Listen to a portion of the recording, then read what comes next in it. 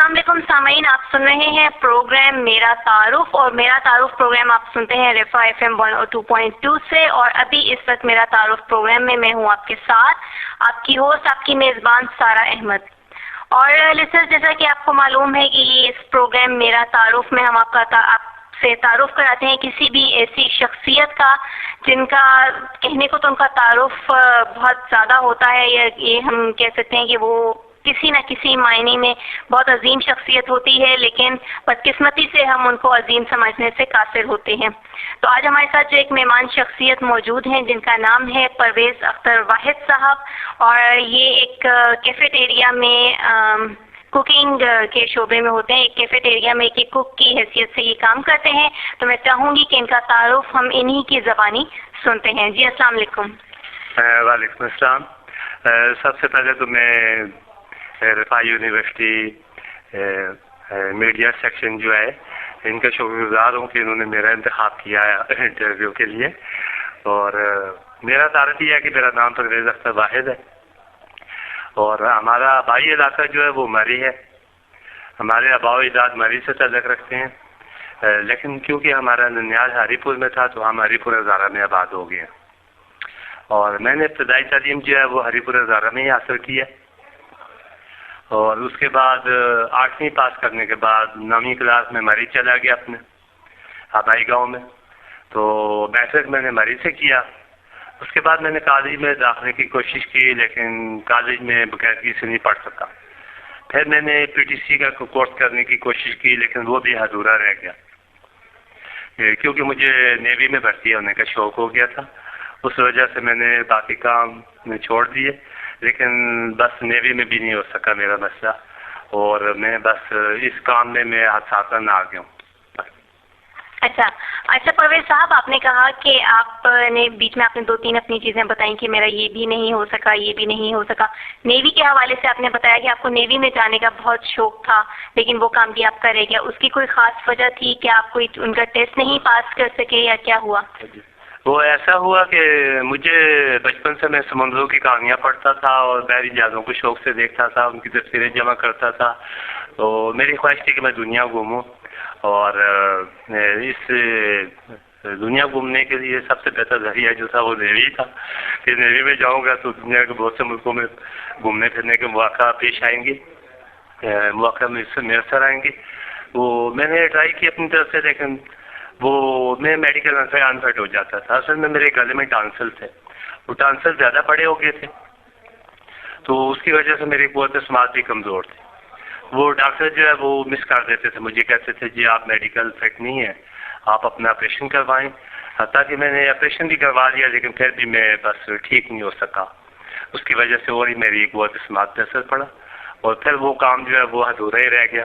काम समुद्रों से मेरी मोहब्बत भी कायम है और नेवी से मेरी मोहब्बत भी कायम है।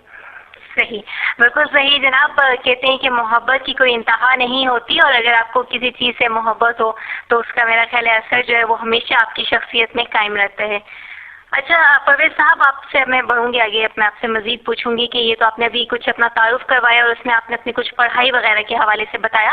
फिर मैं आपसे ये पूछूंगी कि आपने ये जो अपना पेशा इख्तियार किया है, या आप यहाँ पे बहुत अच्छे, आप इस कैफेटेरिया में आप बहुत अच्छे कुक हैं, तो ये आपने ये सिलसिला आपका कैसे शुरू हुआ?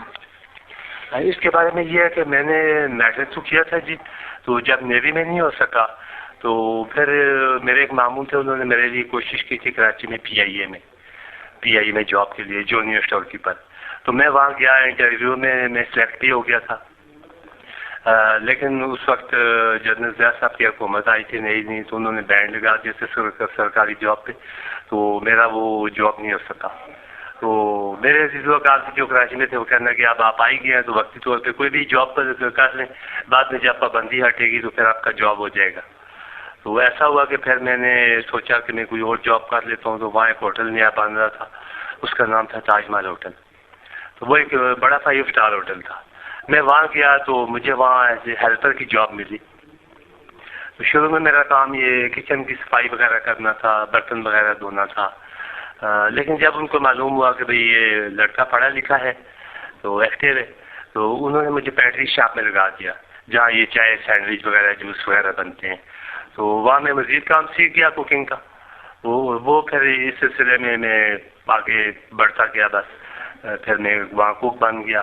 اس کے بعد وہاں سے میں اسلام آباد آ گیا. اسلام آباد میں مجھے یہاں موقع ملا ہالیڈے میں 10 سال رہنے کا, اور اس کے بعد مجھے ایک اچھا چانس ملا تھا سعودیہ کا, اور میں سعودیہ بھی گیا تھا, لیکن وہاں مجھے ابو وانی ہوا کہ بھائی سانس کی تکلیف ہوگی, تو میں پھر واپس آ گیا. اب میں ہوٹلوں میں تو زیادہ بھاگ دوڑ کرنی پڑتی ہے, پارٹیاں وغیرہ بھی ہوتی ہیں, تو میں نے کہا ہوٹل کا کام تو بڑا ٹف ہے, وہ مجھ سے ہوگا نہیں, تو میں کہیں اور جاب کر لے. تو ایسے میں نے مختلف جاب کی ہیں, KRL میں رہا ہوں کنڈکٹ, اور اس کے بعد کئی چھوٹے ہوٹلوں میں رہا ہوں. تو اب میں یہاں آپ کے رفائی یونیورسٹی کی فیمیل کیفیٹیریا میں ہوں آج کل, اور یہاں اپنی خدمات سر انجام دے رہا ہوں. باقی جہاں تک میری جاب کا تعلق ہے کہ مجھے شروع میں اس میں انٹرسٹ نہیں تھا, شوق نہیں تھا. حالانکہ ہمارا علاقہ پسماندہ ہے بری میں, تو وہاں لوگ زیادہ تر اسی قسم کی جاب کرتے ہیں, یا بیکریوں میں یا ہوٹلوں پہ یا گاڑیاں چلاتے ہیں اس قسم کا, کیونکہ وہاں انڈسٹریز وغیرہ تو ہے نہیں. پھر مجھے یہی کرنا پڑ گیا. لیکن جہاں تک پڑھائی کا تعلق ہے, مجھے ابھی تک پڑھائی میں دلچسپی ہے, اور اس کے لیے میں نے کچھ کورس بھی کیے ہیں, جن میں فارسٹری کا کورس, جن کی شجرکاری کا, اس کے علاوہ اسلامی یونیورسٹی کا مطالعہ قرآن کا کورس میں نے کیا ہوا ہے.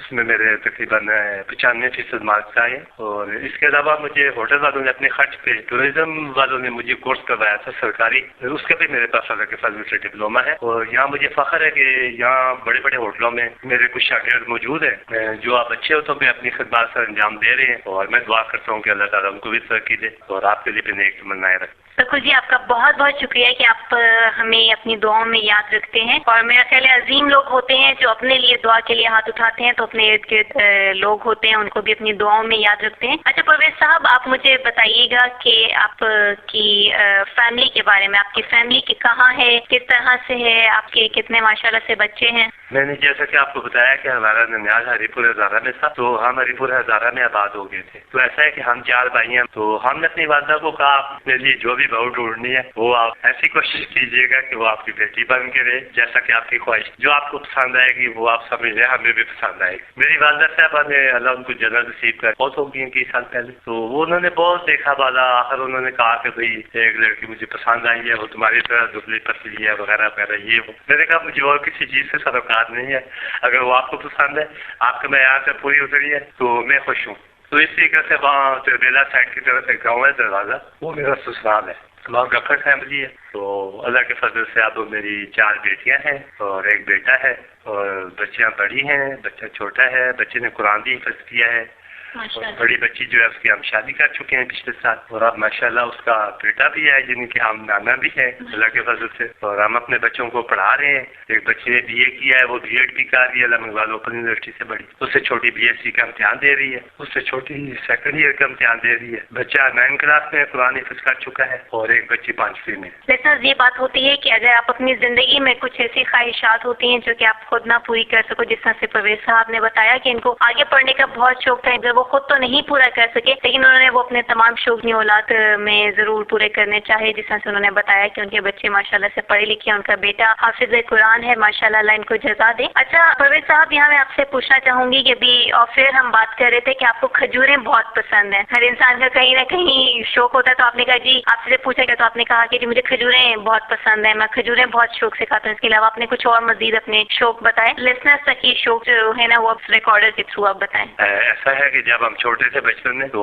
میں رمضان میں جب کھجوروں سے روزہ افطار ہوتا تھا, تو ہم تو یہی سمجھتے تھے کہ یہ رمضان کی سوغات ہے. لیکن جو ہم بڑے ہوئے ہیں, ہمارے علم میں اضافہ, تو مجھے معلوم ہوا کہ یہ تو کھجور تو جنت کا پھل ہے. اور دوسری بات یہ ہے کہ ہمارے نبی کریم حضور اکرم صلی اللہ علیہ وسلم کو یہ بہت پسند تھا کھجور. صحابہ کرام نے کہ کھجور کھا کے جہاد لڑے, میں بڑی طاقت ہے, میں برکت ہے. تو پھر مجھے یہ شوق ہو گیا کھجوریں کھانے کا. یہ میرا ایک شغل بن گیا کہ میں ناشتہ کھجوروں سے شروع کرتا ہوں. تو میں روز 3 یا 5 کھجوریں صبح کھاتا ہوں, جتنی بھی میسر ہوں. تو اس کی ایک وجہ یہ بھی ہے کہ میں سانس کی تکلیف کے لیے میڈیسن یوز کرتا ہوں. اور کچھ لوگ کہتے ہیں یہ جو میڈیسن آپ کھا رہے ہیں ڈیٹا کارٹر ٹیبلٹ وغیرہ, یہ ٹھیک نہیں ہے, سٹرائن ٹیبلٹ ہے, تو اس کے سائڈ افیکٹ بڑے ہیں. تو میں سمجھتا ہوں یہ کھجوریں کھانے سے سائڈ افیکٹ بھی دور ہو جاتے ہیں, اور اللہ کے فضل سے میں ایکٹیو ہوں. یعنی کہ اب میری عمر 54 ہے, لیکن میں اللہ کے فضل سے نوجوانوں جیسی بھاگ دوڑ کرتا ہوں, کام کرتا ہوں, اور مجھے کوئی تھکن نہیں ہوتی اللہ کے فضل سے. اور میں سمجھتا ہوں کہ یہ کھجوروں کی بھی برکت ہے. تو میرے گھر میں کھجوریں کبھی بھی ختم نہیں ہوئی. اور اس کے بارے میں میں نے ایک حدیث بھی پڑھی تھی کہ جس گھر میں کھجوریں ہوں اس گھر والے کبھی بھوکے نہیں ہوتے.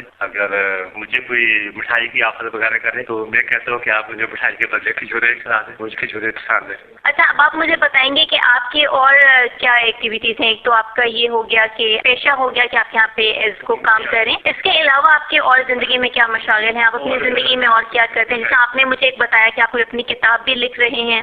میرا مقصد یہ ہے کہ میری زندگی میں جو واقعات اور حالات پیش آئے ہیں اس کے بارے میں ایک کتاب لکھوں. خاص طور پہ وہ میں نے آپ کو اپنا نیوی والا وہ بتایا ہے. یہ بڑا لمبا قصہ ہے اور میں چاہتا ہوں کہ آج کل کے نوجوانوں کے لیے جو دل برداشتہ ہو جاتے ہیں ان کے لیے خاص طور پہ میں لکھوں کہ بھئی ضروری نہیں ہے کہ آپ کوئی ایک ہی شعبہ ہو. آپ کسی شعبے میں بھی آپ اپنی خدمات سے انجام دے سکتے ہیں. اصل میں یہ پیشے ہماری پہچان نہیں ہے. اصل مقصد یہ ہے کہ ہم جو بھی کام کریں دل جمی سے کریں، محنت سے کریں. اللہ تعالیٰ محنت کا صلہ ضرور دیتا ہے اور ہر جگہ لوگوں سے اخلاق سے پیش آئے. اصل چیز تو یہ ہوتی ہے کہ آپ نے یہ نہیں ہوتا کہ آپ نے کتنا پیسہ کمایا یا آپ نے کیا بنایا. میں سمجھتا ہوں اصل چیز یہ ہے کہ آپ نے کتنے لوگوں کا دل جیتا اور آپ کتنے لوگوں کے کام آئے. کس حد تک آپ نے لوگوں کی بھلائی میں حصہ لی ہے اور اچھی طبیعت رکھی ہے. اور میں اس کے بارے میں لکھ رہا ہوں. ابھی انشاءاللہ جلدی مکمل ہو جائے گا. اس کے علاوہ میری کوشش یہ ہوتی ہے کہ میں زیادہ سے زیادہ پڑھوں. ابھی بھی میں پڑھ رہا ہوں اللہ کے فضل. اور یعنی کہ میں نے خاص طور پہ بین الاقوامی مذاہب جو ہے عیسائیت، یہودیت، اسلام کے بارے میں بہت تفصیل سے پڑھا ہے. اس کے علاوہ مجھے معلومات کا بھی شوق ہے بہت. میں نے ڈائری بھی بنائی ہوئی ہے، اس میں اپنی معلومات لکھتا ہوں ہر قسم کی. میں سمجھتا ہوں کہ علم آپ مرتے دم تک حاصل کر سکتے ہیں. اس کے لیے کوئی خاص عمر مقرر نہیں ہے. آپ کوئی روز اگر ایک بات بھی سیکھ لیں نہیں تو سال میں 365 دن ہے. سال بعد آپ کو 365 باتیں تو آٹومیٹک پتہ چل جائیں گی اور یہ دوسروں تک پہنچانے کے لیے ہوتا ہے.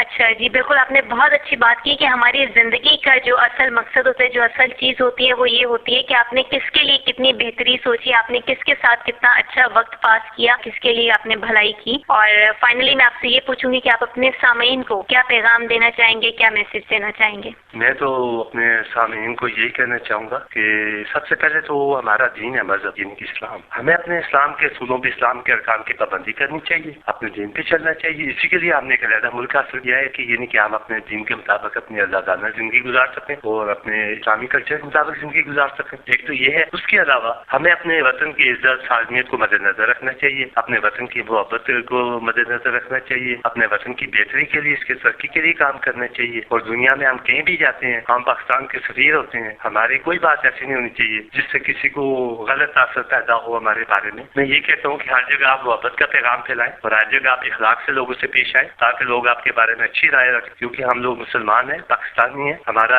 اپنا ایک شخص اور اپنی ایک پہچان ہونی چاہیے. بہت خوب. پرویز صاحب نے بات کی لسنرز کہ ہمارے لیے ہمارا دین اور ہمارا وطن جو ہے وہ سب کچھ ہونا چاہیے. جہاں پہ ہمیں اللہ اور اس کے رسول سے محبت ہے وہاں پہ یقیناً ہمارے لیے اسلام بہت زیادہ اہمیت کا حامل ہے. بحیثیت مسلمان ہم اللہ تعالیٰ کا شکر بھی ادا کرتے ہیں.